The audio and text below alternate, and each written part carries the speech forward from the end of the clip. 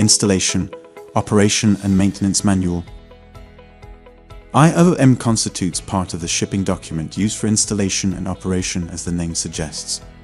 IOM also lists the volume and number of consumables, such as bolts, gaskets, oil that is needed for installation, operation and periodic check, servicing and maintenance. Pre-commissioning and commissioning. Before the equipment becomes fully operational, it needs to be pre-commissioned to see whether it is in working order, and then commissioned together with a series of other equipment to see whether the whole group of equipment works in unison satisfactorily. All these activities have a sequence of tests that should be followed, called ITP, and a number of checklists that need to be ticked before the equipment is declared safe, called mechanical completion, in order to initiate pre-commissioning and commissioning. For more tips, visit inspectortraining.com.